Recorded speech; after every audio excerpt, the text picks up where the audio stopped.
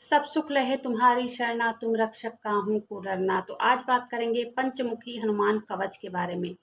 पंचमुखी हनुमान कवच ये तो हम सब जानते ही हैं कि कभी भी जिसके सर पे हनुमान जी बालाजी का हाथ रहता है वो कभी भी उसका कोई बाल बांका कर ही नहीं पाता है। तो पंचमुखी हनुमान कवच एक ऐसा कवच है जिसको करने से कभी भी किसी भी व्यक्ति के अगर जीवन में कितनी भी परेशानी चल रही हो, कितनी भी दिक्कत चल रही हो, कितना भी चारों तरफ से निराशा ही हाथ लग रही हो, तो पंचमुखी हनुमान कवच का ये पाठ एकदम रामबाण की तरह पाठ है। अगर इसको करने से इंसान के ज़िंदगी में, जीवन में कितनी भी तकलीफ़ें चल रही हों, सारी ख़त्म हो जाती है। तो कभी भी हमें रात में ऐसे डर लगता है, कभी हम कहीं जाते हैं, हमें डर लगता है, तो हम सबसे पहले हमें क्या याद आता है? हनुमान चालीसा।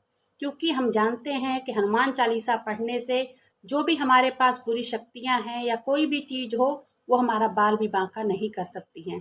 तो इसलिए हम हनुमान चालीसा पढ़ते हैं। पंचमुखी हनुमान जी को पंचमुखी महादेव भी कहा जाता है। तो पंचमुखी हनुमान जी का जब भी हनुमान कवच का पाठ करें, तो बिल्कुल ध्यान पूर्वक, बिल्कुल एक एक शब्द का सही से उच्चारण करके करना चाहिए। और एक बात का और ध्यान रखना है कि इस पाठ को करते समय किसी के लिए बुरा सोच करके नहीं करना है। किसी के बुराई के लिए ये पाठ नहीं किया जा सकता है। कई बार हम घरों में एक मुंह वाले मतलब बजरंग बली की पूजा करते हैं जिनका एक मुंह है, लेकिन ये हनुमान चालीसा से 100 गुना ज़्यादा शक्तिशाली हनुमान कवच का पाठ है। या तो लाइफ में ऐसी कोई प्रॉब्लम आ गई हो जिससे कहीं से कोई रास्ता नहीं दिख रहा हो, चारों तरफ से निराशा ही हाथ लग रही हो, ऐसा लग रहा है कहीं से कोई रास्ता ही नहीं दिख रहा है, तो ये हनुमान कवच का पाठ एक रामबाण पाठ है।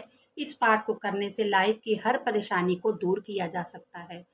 तो कई बार चाहे कोई मनोकामना हो, चाहे नौकरी के लिए हो, चाहे घर में धन के लिए हो, चाहे घर में कलेश लड़ाई झगड़ा चल रहा हो, प्रॉपर्टी खरीदना हो, प्रॉपर्टी बेचना हो, कोर्ट केस चल रहा हो, या तो कोई मनोकामना हो जो सबसे बड़ी मनोकामना है जो कि कभी पूरी नहीं हो रही है, ये हनुमान कवच का पाठ करने से सारी दिक्कतें खत्म हो जाती हैं। या तो कोई नकारात्मक ऊर्जा, नकारात्मक शक्ति कई सालों से पीछा नहीं छोड़ रही हो और परेशान कर रही हो, घर में परेशानी हो या बाहर परेशानी हो, किसी भी चीज़ के लिए इस पाठ को करने से हर चीज़ में सफलता ही मिलती है, कभी भी कहीं से निराशा नहीं मिलती है। तो चलिए पाठ को शुरू करते हैं। इसके पहले नियम जान लेंगे कि इसके नियम क्या-क्या हैं और इस पाठ को करना कैसे है, करना कब है और किस तरह करना है। तो चलिए वीडियो को शुरू करते हैं। तो सबसे पहले मैं ममता मिश्रा आप सबका स्वागत करती हूँ। उम्मीद करती हूँ आप सब अपने घर में स्वस्थ होंगे, मस्त होंगे और एकदम खुश होंगे। तो चलिए वीडियो को शुरू करते हैं। वीडियो को शुरू करने से पहले कमेंट में जय श्री राम, जय हनुमान जी के नारे जरूर से लगाइएगा, क्योंकि जहाँ राम जी का नाम लिया जाता है वहाँ भगवान हनुमान जी, बालाजी महाराज दौड़े चले आते हैं। कई बार ऐसा होता है, आप हनुमान मंदिर में जाइए और आप 10 बार जय बालाजी महाराज, जय बालाजी महाराज, जय हनुमान जी महाराज करते रह जाएंगे, हनुमान जी महाराज सुनेंगे नहीं। आप खाली मंदिर में जा कर के एक बार बोल दीजिए जय श्री राम, तो हनुमान जी के कान खड़े हो जाएंगे और हनुमान जी बोलेंगे ये तो मेरे प्रभु का नाम पुकार रहा है, तो तुरंत वो आपकी बातों को सुनेंगे। तो इसलिए मैं बार बार अपनी वीडियो में कहती हूँ कि जय श्री राम के नारे जरूर से लगाइएगा, क्योंकि जहाँ जय श्री राम का नाम होता है वहाँ बालाजी होते ही हैं। तो चलिए वीडियो को शुरू करते हैं। इसको करते कैसे हैं जान लेते हैं। तो सबसे पहले इसके कुछ नियम हैं। तो नियम का बहुत ही ज़्यादा पालन करना है, नियम का बहुत ज़्यादा पालन करना है। सबसे पहले तो घर में सात्विक खाना खाना है, इसमें जिसमें कि प्याज लहसुन भी नहीं बनाना है, मांस मच्छी का प्रयोग बिल्कुल भी नहीं करना है, शराब वगैरह का प्रयोग बिल्कुल नहीं करना है हनुमान कवच का पाठ करते समय। और ब्रह्मचर्य का पालन करना है। कभी भी मतलब घर में जब तक हनुमान चालीसा, जब तक हनुमान कवच का पाठ चल रहा हो, हनुमान जी का कोई भी अनुष्ठान अगर आप कर रहे हो, तो ये सब चीज़ें, ये नियम का पालन करना होता है। अगर इन नियमों का पालन नहीं किया जाता तो हनुमान जी सुनते नहीं हैं। तो इसलिए अगर कोई चीज़ अगर हम कर रहे हैं तो उसको मेहनत से, लगन से, भाव से, विश्वास से कीजिए। अगर मन में विश्वास है, श्रद्धा है, तो खुद भगवान भी दौड़े चले आते हैं। अगर मन में विश्वास नहीं है तो कोई चीज़ सफल नहीं होती है। तो इसलिए घर में सात्विक खाना खाना है, ब्रह्मचर्य का पालन करना है, क्योंकि ये पाठ अगर आप 21 दिनों तक और लगातार रोज 7 बार अगर पाठ करेंगे तो कैसी भी कोई भी दिक्कत हो, कोई भी परेशानी हो, परेशानी बिल्कुल छू भी नहीं सकती है।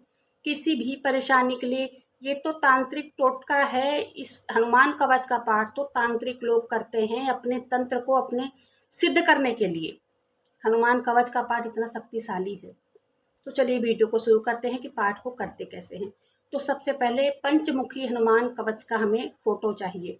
फोटो मिलती है बहुत आराम से, बाजार में मिल जाती है। और उसके बाद लाल आसन चाहिए। पंचमुखी हनुमान कवच का पाठ आप रात के 9 बजे के बाद कर सकते हैं, या तो सुबह सुबह 6 बजे के पहले ब्रह्म मुहूर्त में आप इसको कर लीजिए। और उसके लिए हमें सामान चाहिए, भोग चाहिए। भोग के लिए लाल भोग ही उनको चढ़ाना है। सेब हो गया, लड्डू का प्रसाद उनको बहुत ज़्यादा पसंद है। अगर कुछ भी नहीं है तो गुड़ी ही चढ़ा दीजिए। लाल फूल चढ़ाना है। घी का उनको दीपक जलाना है। उसके बाद उनको सबसे पहले तो क्या करना है, नहा धो करके फ्रेश होना है। रात को अगर 9 बजे के बाद कर रहे हैं तो, और लाल कपड़ा ही कोशिश कीजिए, लाल कपड़ा ही पहने। और उसके बाद लासन, जो आसन आप लेंगे उस आसन पे लाल कपड़ा ही बिछा रहना चाहिए। और हनुमान कवच का पाठ एक अलग से आसन लगा करके करना है, मंदिर में नहीं करना है। आसन लगा करके आसन पे लाल कपड़ा बिछा लीजिए। उसके बाद वहाँ पे आप हनुमान जी को स्थापित कीजिए। वहाँ पर आप उनको प्रसाद चढ़ाइए, भोग चढ़ाइए, आप उनको फूल चढ़ाइए, धूप दीप दीजिए। उसके बाद आप पहले श्री राम जी के 108 बार जो माला आता है, उस माला में 108 माला होती है, तो आप पहले एक माला का जाप कीजिए। भगवान श्री राम जी का नाम जपने से हनुमान जी महाराज पहले दौड़े चले आते हैं। तो सबसे पहले श्री राम का नाम लिए बगैर कोई भी काम, हनुमान जी का कोई भी अनुष्ठान शुरू नहीं करना चाहिए। तो पहले श्री राम जी का नाम लेना है। उसके बाद आपको हनुमान कवच का पाठ कर सकते हैं। और हनुमान कवच, अगर आपने अब तक हनुमान चालीसा नहीं किया हो तो सबसे पहले आप हनुमान चालीसा कीजिए। क्योंकि हनुमान चालीसा में जितनी शक्ति है उससे ज़्यादा, उससे 100 गुना, उससे 1000 गुना शक्ति हनुमान कवच के पाठ में है।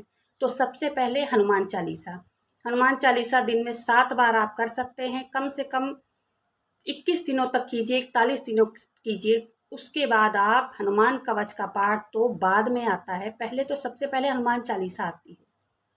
तो इस पाठ को करने से कोई भी दिक्कत हो, कोई भी परेशानी हो, धन संबंधी परेशानी हो, कोई मनोकामना जो बहुत दिन से चल रही हो दिमाग में और वो पूरी ना हो रही हो, प्रॉपर्टी खरीदना है, आजकल तो सबको अपने घर की इच्छा होती है कि भगवान बालाजी महाराज मेरा भी अपना एक घर हो।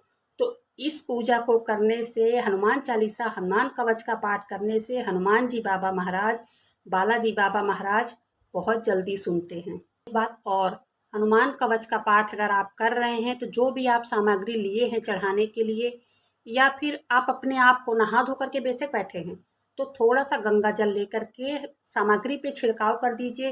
और थोड़ा सा गंगा जल लेकर के अपने ऊपर छिड़क लीजिए। और थोड़ा सा गंगा जल फोटो को, भगवान हनुमान जी की पंचमुखी फोटो को पोंछ दीजिए।